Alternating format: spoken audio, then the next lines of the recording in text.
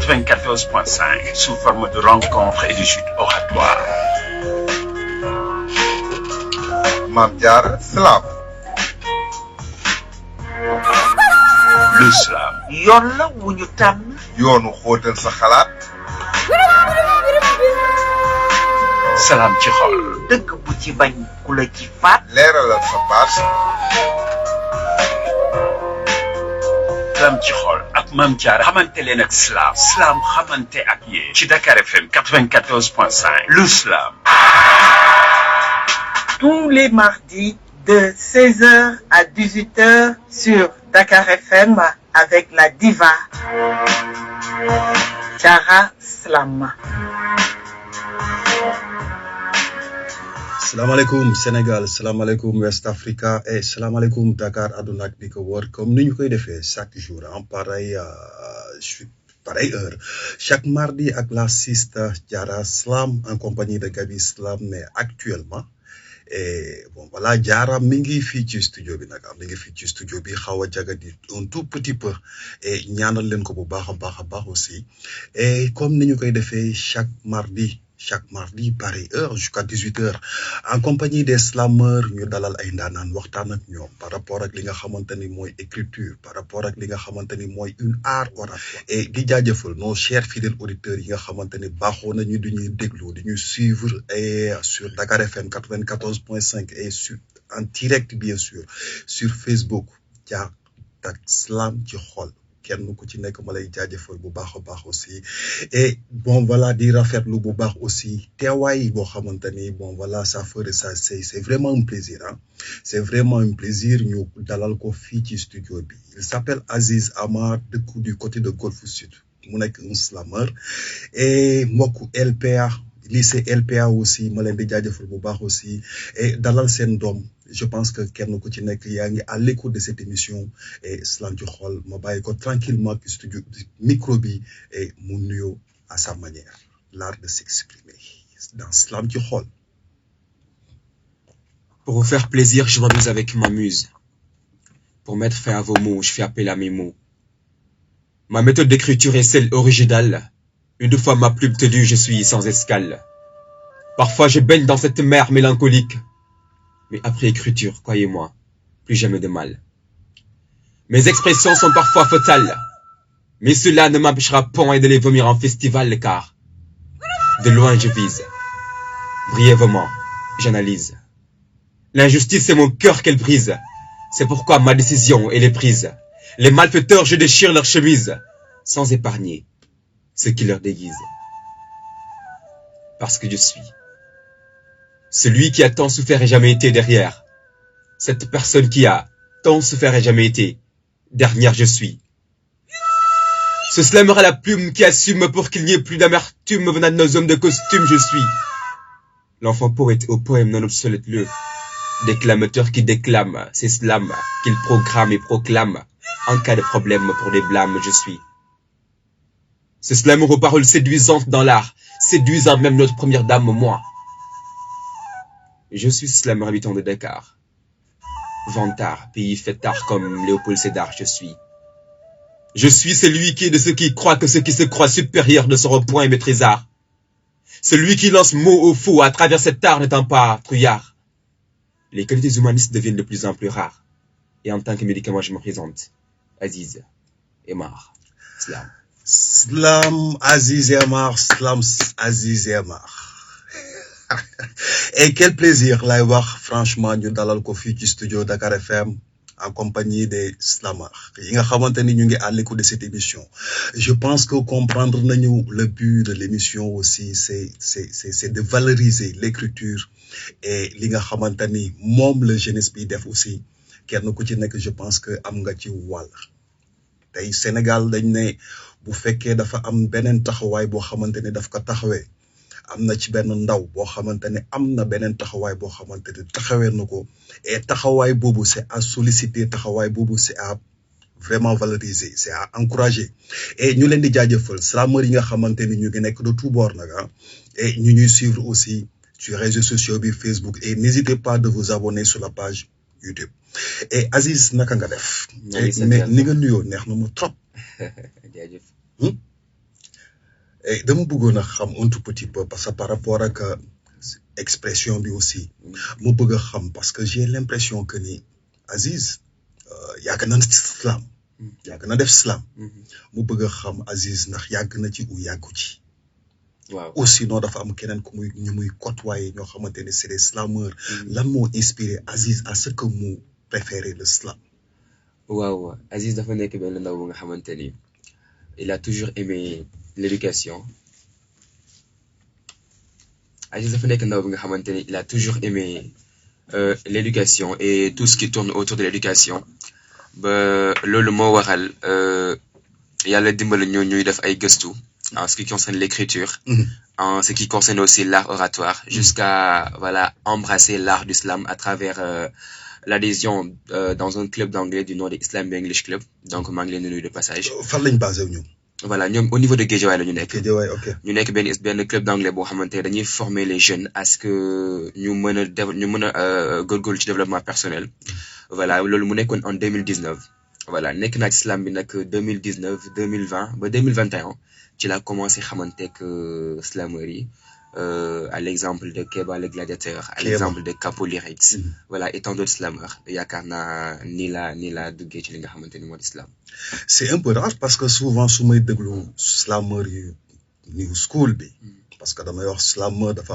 am old school bi am new school bi et souvent su may dalal slameur new school bi ça fait presque 2 ans mais yow nga ne ma en 2019 donc méthodiquement techniquement am na ci lu bari loo xamante ne jàng nga ko ci slam am nga ko ci slam effectivement à travers des ateliers d'écriture wala oui moi-même j'avais créé un collectif de slam poésie du nom de Team Bible Slam de Tivaouane à Tivaouane parce que j'étais à Tivaouane l'année dernière Tivaouane oui donc avec un mentor du nom de Bamba Mbaye donc on a eu à faire pas mal d'ateliers d'écriture donc c'est à partir de ces ateliers d'écriture que j'ai voilà eu la chance d'avoir des méthodes pour écrire d'avoir un aperçu sur la manière dont les gens écrivent voilà donc noonu la amee benn maîtrise bi ci li nga xamante ni moo di islam ok et souvent damay faral di gis lu bari aussi ngay wax ak beneen génération bi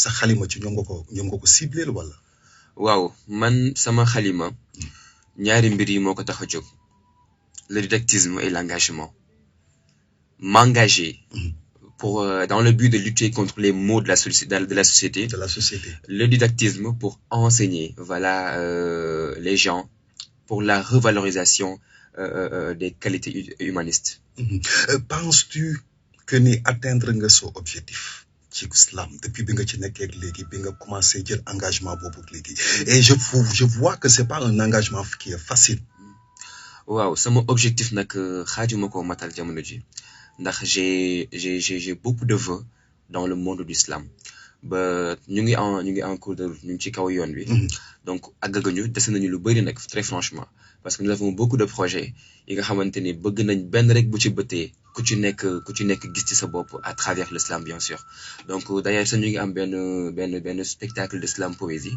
bi nga xamante ni la ma koy amal incha allah rabbi ce samedi le 20 août ce samedi 20 août incha allah ok fan au lycée LPA des Parcelles Assainies des Parcelles Assainies à partir de 18h ok donc ce sera une première édition de spectacle de slam poésie donc nous avons eu à inviter les plus grands collectifs de slam existants ici au Sénégal et nous avons presque invité tous les artistes voilà pour ñu ñëw teewee ko parce que il est temps ñun ñi nga xamante ne ñooy def li nga xamante ne mooy slam ñu jéem a dox ci li nga xamante ne mooy jéemal slam bi kanam bañ cee xaar kenn bien sûr par rapport ak jeune bi nga xamante ne moom mi ngi lay déglu jeune bi nga xamante ni moom mi ngi lay suivre donc là boo bëggoon a wax ak moom une première je sais pas nga bëgg ko wan sa bopp c'est-à-dire nga am benn message boo koy transmettre à part via le slam lan nga koy wax actuellement su ma nee slam tout est basculé nous avons perdu le goût de la politesse l'éducation est disparue et désormais on fréquente les rues analphabètes nous baignons dans la mer de l'inconscience d'où la carence d'expérience on se noie dans les océans depuis belle lurette on est victime d'insolence pas prise de conscience Du moment où l'on doit savoir que l'éducation est la seule arme pouvant capituler nos larmes, nous consacrons notre vie à la femme. Nous dormons vraiment sur des lames. C'est pourquoi l'augmentation sans cesse des blâmes qui se proclament. Nous sommes dans des affaires qui n'ont point d'importance. Hélas, on a perdu notre magnificence. La vie, oui, la vie restera difficile tant que vous n'essayez de la rendre facile. Car vous, oui, vous jeunes, êtes l'avenir de demain. Un bon type doit éviter d'être tout le temps en contact avec la grossesse. Jeune, tu t'apparaisses. Au lieu de perdre des heures pour des SMS, essaye de remplacer ta tristesse familiale par un travail et pour une richesse. Évite de perdre du temps, car la fille avec qui tu penses construire ta vie te sera traîtresse. Coupe les ponts dès maintenant, n'est pas sa faiblesse. Savourer sa jeunesse, c'est goûter au goût de la politesse, de la gentillesse. Ton pays atteindra bientôt la vieillesse, alors fais preuve de sagesse, et tu diras ceci: travail, discipline, réussite, j'encaisse. Agressé, volé, blessé, je laisse. Sème le respect, si tu comptes récolter la paix. Voir, c'est pas ouvrir ses gros yeux. L'esprit absent est dangereux. Alors ouvre ton esprit, tout en sachant que la conscience est sans prix. Grand-père me disait que je ne possède que 3 possibilités pour un futur loin de l'obscurité. Parmi elles, la femme, l'argent, le savoir. Débuter à la recherche du savoir pour tout voir devant soi et mieux reconnaître ses devoirs. Dans le cas contraire, que des litiges. On t'utilise, te dirige, te néglige de l'accroissement des histoires. Vivre avec l'argent, c'est bien beau. Mais crois-moi, c'est un véritable fardeau. Femme attire l'attention, mais c'est quand même vivre dans l'affliction. Alors jeune, fais en sorte que ces mots soignent tes mots dans Slam ci xol. Slam. Et respect, Slam ci xol, les mots soignent les mots. Signé Aziz Emar. Slam bi c'est une conception là. Et conception boobu est-ce que ngeen bàyyi ngeen xel fu mu jógee parce que ci culture urbaine la jóge bàyyee ko je pense à partir de du rap parce que dafa ñëw fekk fi rap donc bi mu ñëwee fekk fi rap aussi slam bi ñëw juddu après le rap et je pense que même objectif la quoi but bi même objectif la quoi c'est-à-dire même mission là à peu près donc il y a aucune différence quoi. D'accord.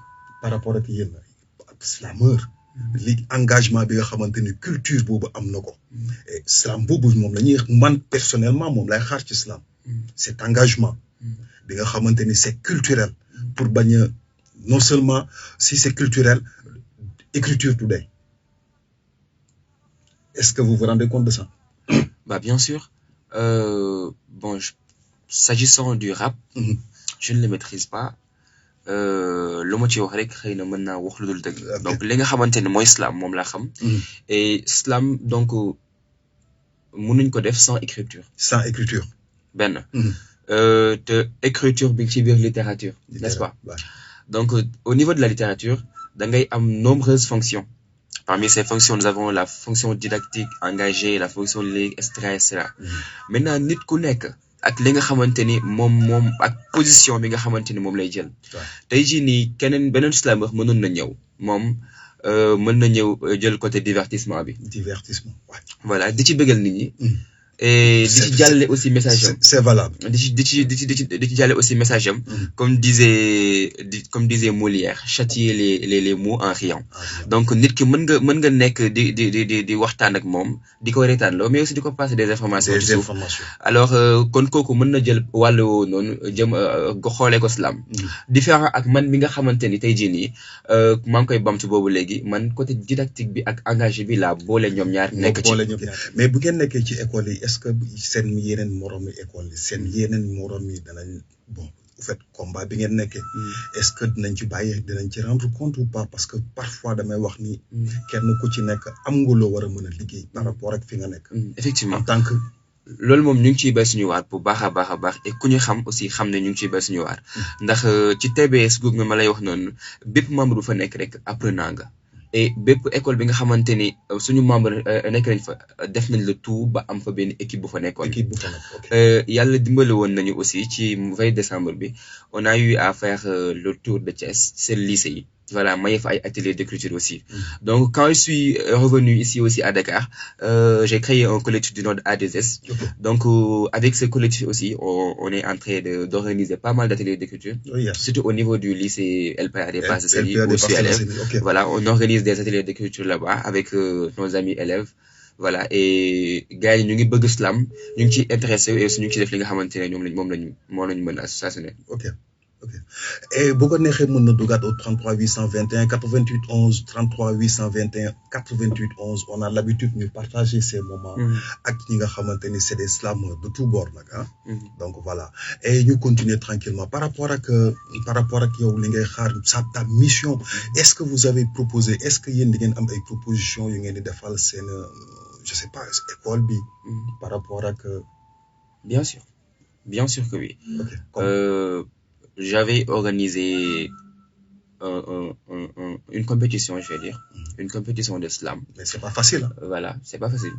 Donc, si je ne me trompe pas, c'était en 2020, parce que j'étais à Kaolack en 2020, donc en classe de 4e, si je ne me trompe pas. J'avais organisé une compétition interclasse, donc de slam poésie. De slam. Donc, dans le temps, les gens ne savaient pas ce que c'est que le slam. Okay. Mais, bon, à force de partager des vidéos, voilà, de les faire tout le temps avec des prestations. Voilà. Dem nañ ba bëgg ko. Ba waral lool ba dem gisante ak administration bi. Ok. Expliquer leen ko ñoom aussi ñu d'accord ci ba pare àddu ceeg ñun. Voilà. Donc jàppale woon li ci ba nga xamante ni ba organiser woon lañ ko mais je crois que année boobu rek la woon. Ba léegi nag nous avons des projets beaucoup plus riches. Incha allahu rabbi au fur du temps di ngeen ci gis ay mbir incha allah. Parce que valoriser slam peut-être ça se limite pas pour man. ci ay mots. C'est des actes qu'on peut faire. Parce que rap dafa am fu ñu ko fekkoon. ñu génne foofu rap teg ko ci beneen paramètre tey de nos jours rap c'est devenu de l'argent. Et c'est du business, c'est du entertainment, c'est de l'entrepreneuriat culturel. Et pourquoi pas ça peut être dans le slam. Je pense. Oui, ça peut être bien sûr. waaye pour loolu am xam nga tamit bëgg-bëgg am na et jéem aussi ñu ngi koy def mais des fois tamit dama defe ne. autorité yi osé woo leen. Bon osé woo leen dem ci autorité yi. pourtant si bien sûr. Donc ministère de l'éducation. Attendez bu ñu fàttali kenn que ni ñu ngi au Sénégal. Ok tey jii ñu ngi ci dëkk ba nga xamante ni am nañu ay autorités bien sûr mais comme si amuñu ay autorités parce que ces autorités. li nga xamante ne moom lañ leen xaare ñu ci ëpp. je vais pas dire je vais généraliser. ñi ci ëpp du ñu wuyu ci suñu li nga xamante ne mooy suñu ay vocation. bind ngeen yóbbu leen. bien sûr man mii sama jëm bopp yàgg naa bind yóbbul autorité. Ah bon? Sur 10 autorités boo demee benn nit moo la ciy jàppale. Sur 10 autorités boo demee. mais xanaa du lire li ñu koy jox wala doo. bien sûr mën nañ ko lire mais daf leen dul amal njëriñ. wala bokk dafa day nekk loo xamante ne intéressé wu leen. mais c'est l'intérêt du Sénégal. D'habitude tey jii nii ñi nga xam ne ñooy autorités yi ñi ci ëpp li ñu soxla mooy nit ki nga xamante ne dafa am benn mbooloo bu takk bu nekk ci ginnaawam boo ñëwee muy la mais le problème mooy que ni tey jii boo ñëwee nga ñëw en solo wala boog avec une équipe de 5 personnes. Ok. Voilà, tu déposes ta lettre avec voilà des explications. Ils te disent bon oui, voilà, ils te donnent un rendez-vous. Après bon pare na man mii daaw j'avais organisé un spectacle. Abdallah bëgg naa la de passage. Jaajëf. J'avais organisé un spectacle au niveau de Tivaouane. Voilà, avec le collectif TBS. Donc ñu soxla woon aide soxla woon soutien ñu rédigé ay lettres de soutien yu bëri donc yóbbul ko ay autorités yi am na ci benn autorité bu ma dem du ma tudd turam ba ma demee ci autorité boobu noonu ma gisanteeg moom këram. Donc mu nañu li ngeen soxla yëpp écrivez ici comme ça voilà ma jàppale leen ci. Donc ma expliqué ko. bind une somme de 425 000 francs. Donc loolu moo nekkoon suñu soxla. parce que amoon nañ lu bëri nga xamante ne matoon nañ ko pare. Donc mu ne ma mercredi midi pile tu m'envoies un message et dinaa la wax nga jël si ko ma ne ko d'accord donc mercredi 11h59 rédigé naa message bi taxaw. midi pile ma envoyé ko message bi donc mu lire ko. billahi yàlla xam na ni une semaine toog nañ ko il ne m'a pas répondu moment bi nga xamante ni moom lañ demee ba sës ci laa ànd ak suñ benn superviseur dem këram ba ñu demee yàlla dama yàlla jéggal mais somme bi mu ñu jox franchement mooy loolu quoi donc et pourtant il nous avait promis il nous avait donné une promesse boo xamante ne gëmoon nañu ko donc loolu defe naa dama ko jàngal kenn parce que ce sont des vécus yoo xamante ne ku dul islam wala sa dund na ko. donc yàlla bu ñu dimbali woon ñu am autorité yi nga xamante ne dinañ ñuy wuyu di ñu dimbali xëy na kon islam bi dina àgg fu sori. donc bu ngeen defee évaluation aussi da ngay comprendre su ma defee évaluation donc damay comprendre ce que a l'islam donc li mu am ak li mu amul donc man si j'étais slameur je disais que ni je vais dire que ni am na lu bari loo xamante ni manqué na ko nangul nga ma ko. bien sûr. waaw par rapport ak parce que mbooloo boobu ñuy xaar ci yow mais c'est possible mën ngeen ko liggéey yéen en tant que slameur. et ñu ngi koy liggéey aussi bu baax a baax de. ñu ngi koy liggéey bu baax a baax. ah bon mais bu baax a baax. ci ay spectacle de rue wala. pourtant ça peut être si ay spectacle de rue. et pourtant dañ koy def. et pourtant dañ koy def ñun dañoo amoon habitude. parce que quand j'étais au niveau du lycée de Ababacar de Tivaouane. des fois dañu doon am récréation. ci récréation bi 15 minutes yi ngi am en récréation la ñuy ñëw en bloc parce que presque ñun ñi nga xamante ne ñoo nekkoon ci collectif bi presque ñu si bëri ñoo bokkoon école. en récréation ñun ñëpp ñu jigandoo voilà di taxawaalu ci école bi avec nos pains là di slammer. Et au finish da ngay gis benn public bu fekku nekk autour de vous. yaa ngi ciy fàttaliku benn si slam yooyu nga doon def. waaw bien sûr je m'en rappelle. donc su ma nee slam par rapport ak ki nga xamante ne moom bi mooy suivre. su bëggoon a am benn ci slam yooyu. juste un rappel voilà su la ko slam. Instrument belle au goût de miel pour libérer notre potentiel, tout en ayant une prise de conscience puis disposer de nouvelles connaissances, des connaissances permettant le développement de notre intelligence, se faire confiance, puis mener des sciences, atteindre la pertinence et vomir des mots munis de sens dans le but de bénéficier des moyens de subsistance. Je jacte bien sûr de l'éducation, la première pierre d'une nation qui se veut intègre, libre et de calibre. L'éducation est à l'origine de l'exploitation des capacités citées pour la possibilité de servir sa cité, elle, et à chanter vu qu'elle garantit l'amélioration de la santé. Sans l'éducation, une quelconque communauté n'atteindra point la stabilité, car sera en carence de civisme et de citoyenneté.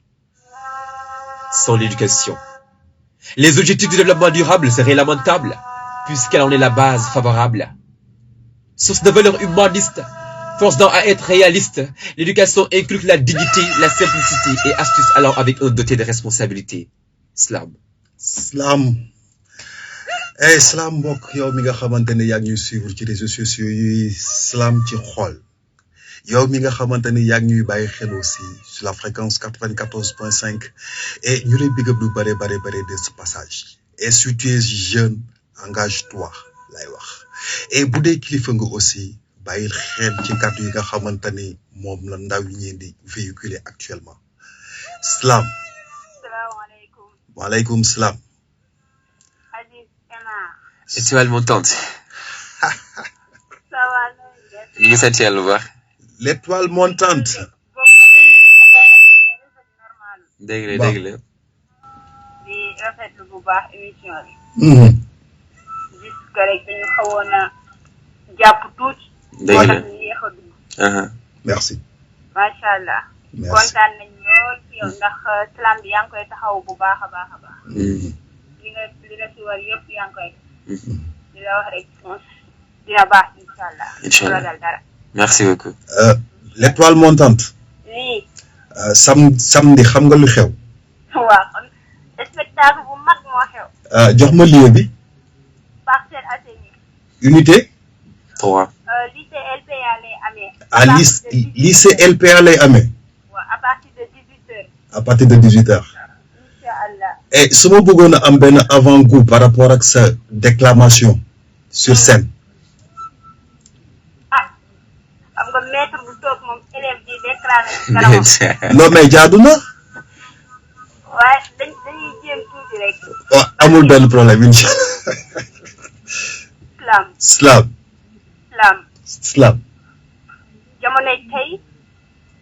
jamonoy tey soppee ba jaaxal ma xameetuñu góor ak jigéen mag ak ndaw démb xeex ci penc tey ñi baaxoon bon ñu bonoon gën a yee ngay xamul woon lu dul taaxuraan fukk yóbbaale na ko mu dëkkee caaxaan Modou xàmmeetul yoonu dëkk ba demul yónneewul dëkkee wër baar weekend kar ko cosaan yi jamonoy tey doppeeku ba jaaxal ma xamuñu démb xamuñu tey kooko wax mu jàppee ko ay ndax def ñu bopp nasaraan soppi solin doxin ba ci waxin way juri soppi yarin nandal njaboot yi nasaraan yi beeti aada fas ñu salaama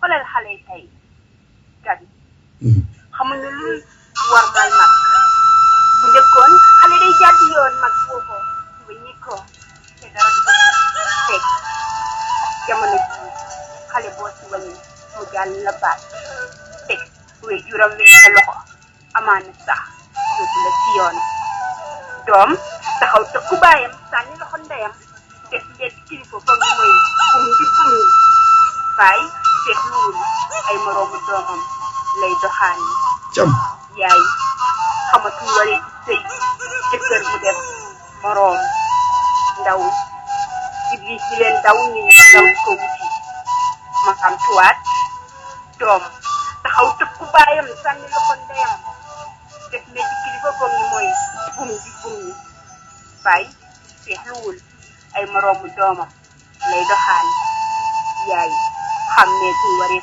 sëy jëkkër mu def moroom ndaw yi iblis di leen daw ñuy daw di ko wuti jamonoy tey soppeeku na ba jaaxal na jamono jiiga bi su leen yéemul man yéem na ma salaamaaleykum maaleykum salaam l'étoile montante salaam ñu ñu barkeelu jëriñ waaw sa barkeelu neex na ma lool jamonoy tey jamonoy tey dañuy sànni suñu kàddu rek ci li ñu gis jamono mais balaa ma ciy gën a kontaan dëgg ñu dalal la fii nag incha allah te xam naa ni du yàgg incha allah parce que sa jamonoy tey dafay faj ñu bëri est-ce que merci beaucoup moom c'est une maîtresse nag dafay bañ si c'est une maîtresse à moi da koy bañ nag ah bon ah wow man maay élève voilà léegi en tant qu'élève déet su ma la doon laaj par rapport ak li nga xamante ni moom nga xamee Aziz Amar par rapport ak l'islam bon ku bëgg li ñuy def la bëgg na islam bi te it jox na ko jotam d'accord xam nga mbir moom mën nga ko bëgg saa nga def ci gëdd gi ci war nga jox ko moom nag par contre ni mu ko bëggee noonu la ci defee temps te du xaati benn yoon ok léegi su foogoon naa ni bu xaati doon am du tëgg spectacle ndax xam na liñ jotoon naa dund ci spectacle bañ defoon ci waawal d'accord donc man mën naa jàpp ni rek moom dafay forger wu toujours pour que slam bi dem kanam te bu ñu amoon ndaw yu mel ni moom mën nañu am yaakaar ni slam bi dina àgg fi ko bëgg mu àgg fa ci Sénégal incha allah. merci beaucoup ok merci beaucoup. et l'étoile montante ça a été vraiment un plaisir plaisir partagé. et gars yi nañu daw le samedi ñu seetaan si l'étoile montante et di ko jaajëfal franchement et vraiment rafet na parce que ça prouve que ni engagement bi nga may wax mi ngi ci yow et souvent boo nekkee ci culture aussi bu la culture bi yëkkatee amal loo delloowaat culture bi et cet engagement par rapport ak bi nga xamante ni mooy slam bi aussi ñun en tant que animateur dañoo soxla ay track ay son ñuy xaar ci yéen engagement boobu dafa mel ni da ngeen ko xaw a manqué tuuti manqué wut ko parce que xam nga tey jii boo bëggee def benn clip de slam wala benn son de slam war ngaa góorgóorlu ba nga xamante ne mu nekk benn produit de qualité ba neex a dégg ndax lu neex a dégg rek day dugg ci xol te lu dugg ci xol lu ne borom foo ko yóbbu mën na la ayoo ju dem donc mais tey jii nii comme ñu mel ni man des fois j'avoue damay risqué voilà génnee benn son boo xamante ne daf may leer yàlla que ni amul qualité voilà te sama xol yu sama chaîne YouTube boo duggee di nga ci bëri yoo xam di nga gis dina bëri yoo xam di nga ko gis noonu lay mel donc loolu li koy waral mooy ñàkk moyen mais dinañ ñu ngi jéem a def li nga xamante ne moom la ñu mën pour mën a arriver à un stade où on sera dans la possibilité de faire des sons de slam yu nga xamante ne day nekk des sons de qualité ñu koy multiplier nit di ko déglu mu leen di neex ñu gën a intéressé au slam incha allah. Mais est-ce que mos ngeen côtoyer label par rapport ak parce que je vois que dese ngeen dugg ci bagage yi te da ngeen a war a dugg man. ñu ngi dugg sax de dañoo xajalul rek. Non mais gars yi duñ leen xajal parce que dañuy jàpp ni peut-être xëy na en fait ce n'est que de l'inspiration parce que man damay jàpp ni inspiration là c'est la création l'art c'est de la créativité et créativité boobu ça peut être à tout moment parce que via YouTube da nga koy gis sax da ngay dugg YouTube da ngay gis ay slam gars dañuy liggéey mais après da ngay jàpp ni peut-être xëy na population bi xamuñu li xew te bu ñu xamul li xew pour ñu rejoindre leen c'est tout à fait un problème. Ça c'est vrai. xam nga xawma li nga xamante ne moo nekk ci ginnaaw ñeneen ñi. mais man li ma xam ba xam mooy que ni su ma amoon yenn moyens yi nga xamante ne dina ma permettre ma mën a génnee des vidéos de qualité. waaw benn diir bu ndaw laa la may benn diir bu ndaw rek dina bëri ñu bëri ñi nga xamante ne dinañ gën a bëgg li nga xamante ne moom laay def. incha allah ok kon ce qui veut dire que Aziz actuellement côtoyé wul benn label. non. ok et depuis lors aussi mën naa wax Aziz ñaata répertoire bi bari na yaatu na wala. bon waaw bari na bariwul. donc là boo déggoon benn producteur. pare nga. bien sûr. ok gars yi bu leen neexee mën nañ dugg au 33 821 88 11 ay 33 821 88 11 et bon voilà Aziz su ma la nee slam sa xel ci lay dem slam. waaw soo ma nee slam. damay am bëgg-bëggu slam ci wolof. mbedd mi. mbedd mi ngay gis lu ne ba tax nga jaaxle nu ne. dem nañu ba sax dootoo ràññee magum xel ak gone. wala too sa doom di génn ndax bañ ko dëbb ci gën. jaaxle tax amatuloo xarit sax te ba jamonoy neex moom xarit moo daan tax saxul feex. mu jël mbalitam di fi sànni nga wax mu lay sànni loxo xam nga ne lii rafetlu ba ko xool ko mu bàyyi jàng ndax football xam nga ne kii jar naa xelal faw am ku ko xàllal yoon bi mu bàyyi mbedd mi ak ku ko waxal lu mbedd di waral mu mën a ñàkk lakk ci xel alal tax mu bañ xam nga ne fi mu waxee ëllëg walaay ñu ne ko xam jaww ji daan nooyee gis nga ni ñàkk na du ko ba faaw ndax fii nga koy gis mu fii tuur ndox di saw kii di fi tuur ndox gu xasaw kii di fi tux cigarette ak tuur deret kii di fi def loolu ak loolu di lu ñaaw man ni di wax naan nee nañ may laaj kañ nga naan nee na li mooy yokk fen ba nangoo tuma toog fenn koo fi wax lenn mu toog feneen dal di koy senn su tax amatul gas nañ ko dal di koy suul yaa ñàkk am tanto toogee ko naan natul ndax yorul nga la waayi ku yarul ndax ñenn ñi xel dañ koo amul yëre mbaax dañ koo solul muñ dañ koo mënul te tey dañ koo deful da ngay romb dégg saagay ndey ci ay xale yu ndaw nga wax ñu naan la am naa rey ñoom de bañ ci dugg jël ndax nee na ñoom ragaluñ jël ngeen foog li jàmm la waay jamono yi jaxasoo na waay jamono yàqu na foo ko fekk mi ngi jollo som ñenn ñi sax dem nañ ba naan mooy yokk tolofam mën naa nekk fa nekk ni fa la nekk li di jàmmam wante mi ngi caaxaan ndax mi ngi tas sërëm di naatal cërëm di delloo gannaaw njëgam mbir yi di gën a lëndëm ba tax na derub jigéen daal di ndax saay torox tànge ànd ak seen i yaay yi gàcce ànd ak seen i baay nga ni yaa ma gën ndax mën-mën wante sa nopp ma xamal la ni mën-mën xam ko gën nit a ngi dawal oto bu rafet te wax kër waaye ñàkk fa cër ndax yàgg tër ba muy ndaw ba tax na mënagul nekk mbër ci suufu sër ma ni gàllankoor mënul ñàkk rawatina booy soog a door bul bañ ku lay tere ba tax nga koy bere ndax booy ki taxaw say soo réeree Aziz baax slam Aziz Amar slam mbedd je vois que gars yi ñu ngi lay big up lu bare aussi ah MHD waaye mu ngi lay jaajëfal la. Merci. Franchement si ci Facebook sur Facebook. Abdallah mu ngi lay jaajëfal. Merci. Et Demba aussi mu ngi lay jaajëfal la. Merci. Franchement Babacar Kandé. Merci. Kanté. Pape Amadou Dieng.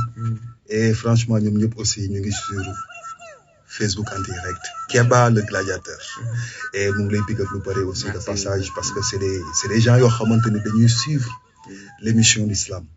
Et ma gis ñu doyloo lool sa xalima via Facebook.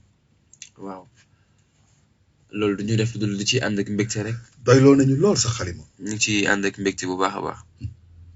Et je pense que engagement la aussi. waaw d'une part je veux dire.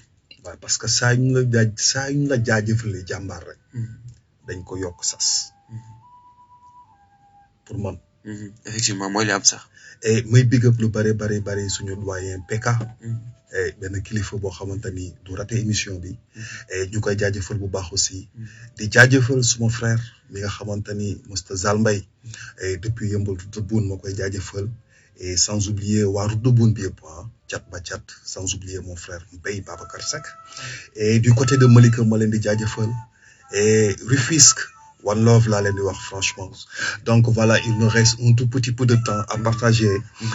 Franchement émission bu nice la aussi.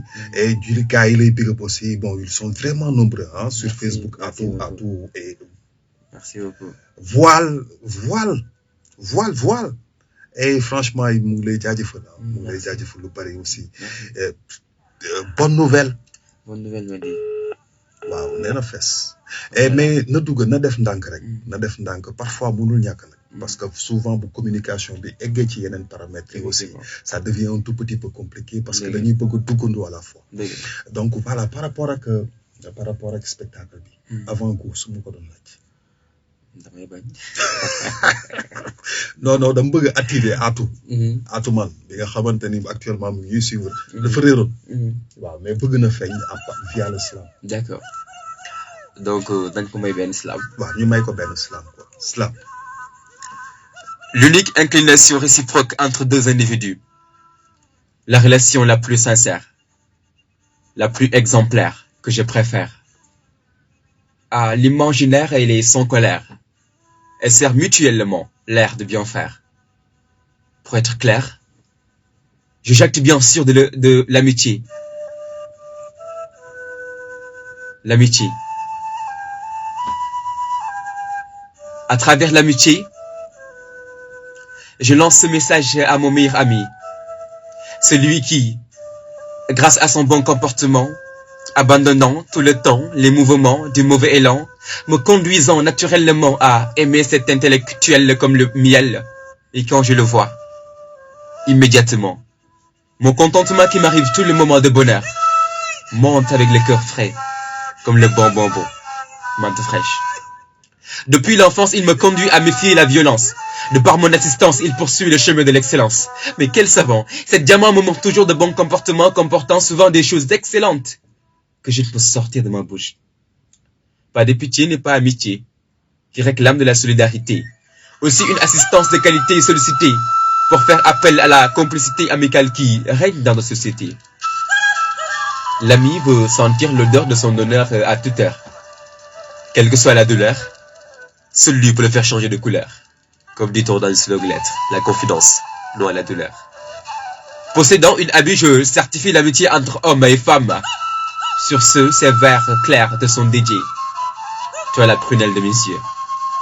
T'es belle comme le ciel et comme le lait brille d'elle, avec tes rondelles yeux brillants comme le soleil. Dans le noir, tu es ma flamme, la lumière qui illumine mon âme. À toi, je clame mon admiration et à toi va toute mon affection. Par la joie de mon cœur enflammé.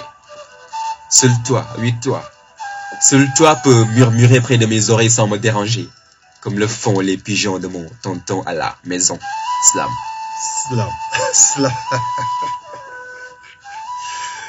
Aïe. Franchement, nice. Et mais Aziz, dama bëgg a laaj un tout petit peu benn secret parce que Aziz en communiquant, Aziz en slam. Wow. Il y a différence. Dafa am différence. Effectivement. Donc dama bëgg kii déglu aussi moom mu comprendre. waaw que ni du lu ñu jóg rek def ko. effectivement donc loolu benn travail préparatoire la ok en dehors du talent bi nga xamante ne xëy na am mbir bu ndaw booy am na benn travail préparatoire booy def ba waral n'importe quel thème islamé nga jox ko gëdd bi ci war donc de passage maa ngi nuyu waa Carrefour Poétique les LDN JKM William gars yooyu noonu defe naa fan yi ñu weesu rek doon nañ ci travailler un jour donc ñuy waxtaan ci expression de visage bi nga xamante ni ki nga xamante ni mooy islam war na ko am donc loolu moo waral différence bi bu ñu islam ci islam boo xamante ne c'est un peu engagé am na benn facette bi nga xamante ne war nañ ko génnee am na des gestuels yoo xamante ne sont des gestuels à faire bu ñu islam ci la nga xamante ne xëy na ci rajo bi dafay wuteeg scène bi aussi dégguma ci rajo bi dafay xaw a wuute ak scène bi. oui effectivement parce que ici à la radio on est dans l'incapacité de faire les gestuels. Voilà mais une fois sur scène da ngay gis ne en dehors de la parole il y a des gestuels qui se font à travers sa yaram. ba nit ki day gën a comprendre li nga xamante ne moom la def exactement voilà. Est-ce que yéen di ngeen parvenir à ce que ngeen wàcc scène bi jàpp ni message bi. man pour man message bi du mat tant que gisoo di ñu ngi koy adressé ñu ngi tàmbalee seen changement. man pour man changement boobu ngeen di xaar ci ñoom. voilà exactement wax rek wàcce non c'est pas ça ñun dañuy yéeg ci sur scène waxtaan ak nit ñi jàggal leen xamal leen ba pare toog di leen déglu bu ñu toogee lu yàgg gis na kat ñii li ñuy wax yëpp dugg leen fenn. donc mën nañ teg toor bi suñu bopp ne xëy na la manière dont on a passé l'information moo des mais bés bu ñu ci travailler waatee ba wàcc defe naa changement dina am. ok méthodiquement. dafa am. bien sûr. et cette méthode yooyu yëpp da ngeen koy jàpp jàng. bien sûr ça se travaille. si c'est une colère normalement dafa war a. waaw tey ji bu fekkante ne da ngay wax ci loo xamante ne voilà benn sentiment colérique la. fa nga génnee ko sa visage. ki lay déglu ba nga xam ne mere nga ko. ok boo ko doon wax ci micro bi nooy def. waaw comme nii rek improvisation. Nous vivons dans un Sénégal de politique, toujours des polémiques, et au-dessus du symbolique, il reste pathétique, manœuvré de critiques, jamais assez de fripes, plein de bouches qui piquent et de théories sans pratique, des politiciens apocalyptiques marqués d'historiques et de symboles de toute panique, avec leurs pensées non analytiques, leurs discours journalistiques, leurs faits égocentriques, leurs promesses mythiques, et leurs raisonnements sans logique, tout de même allégorique. Slam. boo doon wax ak ki nga xamante ni sentiment nga ko bëgg a transmettre. noo def. Mystère tombant des cieux, merveille créature de Dieu, sans elle l'homme n'aurait pas lieu, très belle, prunelle de nos yeux. Se fatiguant tout le temps pour nous mettre dans de très bonnes conditions, elle nous donne de l'affection, sachant qu'elle ne doit pas vivre l'affliction. Nous la devons attention, satisfaction et considération. Important sur terre comme le cristallin dans l'accommodation, veille sur nos besoins comme la pupille et le risque dans la diaphragmation. Elle est mère, avec elle son enfant vit sans colère, elle est lingère, avec elle son homme vit hors misère. Elle est sœur, avec elle les habits de son frère Chécher, elle est habille avec elle sur son vit sans galère. Elle est sœur, habille, mère et lingère. En cas de problème, ce sont elles qui nous montrent qu'elles nous aiment. Voyez-vous qu'elles sont braves. De grâce, cessez de les considérer telles les esclaves. Car éduquer, nettoyer, cuisiner, seules elles le savent. Et les trésors la rendent triste et chose grave. La femme, je slame. Sa santé, je clame. La femme, je déclame. Sa sécurité, je réclame. Arrêtez de l'accumuler flamme. Femme subit tant de drames. Cessez de maltraiter madame. Le bonheur dépend de ses âmes. La violence faite à ses dames. Je blâme. Slam Woman Voice ma leen di big up de passage di ko jagleel aussi Soxna Jaara. yaayu Xaadim may nañ la ko franchement may nañ la ko mérité nga ko aussi mérité nga ko bu baax a baax et di ko jaajëfal bu bare aussi et Mohamed Cissé big up na la lu bare. MHD nee na texte bi franchement. Merci. moom sama waay la mooy c'est lui le président de mon fans club. Aziz ki sa àndandoo. waaw sa xarit. waaw maa ngi kontaan ci moom trop donc sama xarit la voilà bokk aussi ci sama staff bi donc moom ak ñi nekk ci staff bi yëpp ma leen man je pensais que slameur la parce que dama ko bëggoon a dalal yàpp. ah bien sûr pourquoi pas. Ah bon? ñun ñëpp a koy def ñun ñëpp voilà ñun ñëppay slam presque. mooy loolu donc mu nekk nit ku baax de passage aussi may profité di nuyu ñi nga xamante ne ñoo nekk ci staff bi. voilà ñu nekk des nit franchement yi nga xamante ne ay nit ñu baax lañ. voilà ñu jàpp ci liggéey bi fépp nga xamante ne tey jii nii préparation bi àgg na fa je peux dire que c'est grâce à eux. ok voilà kon certainement damay bàyyi le temps avant temps bi jeex. waaw ma xaw ko voilà mu xaw a def dara. Le jugement dernier ou le jour de regret. J'ai peur de ce jour de lance. Avec mes actes sur la balance, ma conscience étant troublante, j'ai horreur de mes actions sanglantes. Je n'ai plus les raisons sur mes blagues, comme mon ignorance envers la bague. Je prie que mes péchés ne deviennent une barrage. Voilà mes moments de bonheur qui se transforment aujourd'hui en rage. Le temps que j'avais, je l'ai pari, tout en sachant que je le gaspillais. J'ai moi-même contribué à ma perte, qui fait de moi si présent en ambulance à destination. Tey ku ma ko waxoon duma ko gëm foo tax na ma dàq sama ngëm-ngëm ngëm bu waay jur defoon ci man ay waay rëccu tey fekk na jëf fees islam. mbokk auditeur la auditrice 94.5 Dakar FM et di rafetlu lii aussi parce que daf ci am solo trop parce que ce n'est que de la créativité et quand on parle de créativité aussi il y a aussi beneen aspect bi l'aspect du partage comme sànq ni nga ko waxee l'aspect du partage daf ci am solo trop parce que souvent il y a des gens qui se cachent derrière et ñooñu ceux qui se cachent derrière aussi kenn ku ci nekk am nga xam-xam ci wàllu boobu effectivement mais man j'ai l'habitude tey balaa may quitter dam lay jox tranquillement micro bi parce que benn quelques minutes moo des nga clôturer en beauté. Donc voilà l'émission d'aujourd'hui et di rafetlu bu baax teewlu bi nga xamante ni mbokk auditeurs ñi ngi ko ñoon teewlu aussi et ñi nekk ci réseaux sociaux bi aussi via Facebook gars yi n'hésitez pas ngeen daw seeti page bi sur YouTube et abonnez-vous franchement c'est une émission vraiment consciente et franchement di jaajëfal all around the world ceux qui nous suivent jaajëf xëy fajar jàpp julli nafar benn ba ci ñaari saar ñaan na barki Seydi Aboubacar mi aar borom mi fànqal ñu suñuy bàkkaar góor gi kenn dul xool ba ànd ak naqar ndax taar gi ci moom kaar Cheikh Al Khalifa yi jàmbaar ju may jaar-jaar bépp tolof mu géddale ci lu tar juddu ci tey siir kii bat na yaakaar jaamu yàlla mooy ki ñu si tax a sawar ma ni góor gee ñu defar talibé Cheikh nu tidd ragal ndax laa ko ci gile mbaar Cheikh Seydi Aboubacar était et sera toujours au pouvoir, car est notre plus qu'un maîtrisard. Nous ne l'avons jamais vu, mais l'amour que nous portons pour cet érudit est bizarre. Nous ne l'avons jamais observé, mais sa photo ne nous est pas rare. Ce qui doute de son excellence, de son connard, s'habiller sur lui, me perfectionne dans cet art. Pour écrire sur lui, j'écris, je crie et je barre. Prier sur lui, éradiquera de litige tôt ou tard. L'homme au beau écart et au joli regard, son nom prononcé de l'écart à Qatar.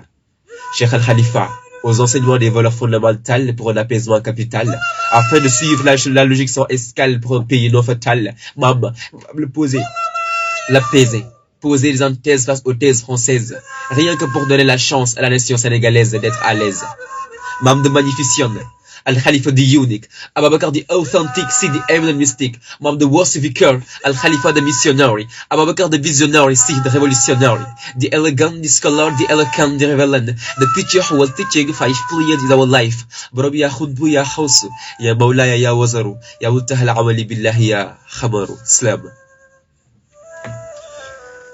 Islam et di ko jaajëfal bu baax aussi di ziar ñëpp et di rafetlu lii bu baax et franchement di jaajëfal aussi suñu réalisateur Mosta Demba et ñuy rafetlu liggéey bu lu bare aussi sans oublier la patronne actuellement Fatima ñu ngi koy jaajëfal bu baax aussi et di rafetlu lu bare l'équipe de la RTS l'équipe de Dakar FM et di leen jaajëfal all around the world Et ça a été vraiment un plaisir ñu rafetlu lii et franchement kon certainement Aziz on va se donner rendez-vous Oui, le samedi, Inch'Allah. le samedi inchallah À partir de 18h. à partir de 18h. Et c'était votre émission Salam ci Xol gars yi n'hésitez pas à vous abonner sur les réseaux sociaux bien sûr et di jaajëfal tous ceux qui nous suivaient et franchement ça a été vraiment c'est un plaisir de servir leen sur la 94.5 et bonne suite des programmes en compagnie de la radio Dakar FM. 94.5 sous forme de rencontre et de chute oratoire. Mame Diarra Salam. Le slam. yoon la wu ñu tànn yoonu xóotal sa xalaat. Salam ci xol. dëgg bu ci bañ ku la ci faat leeralal sa baat. Salam ci xol ak Mame Diarra xamante leen ak slam. Slam xamante ak yéen. ci Dakar FM 94.5. Le slam. Tous les mardis de 16h à 18h sur Dakar FM avec la diva Diarra Slam.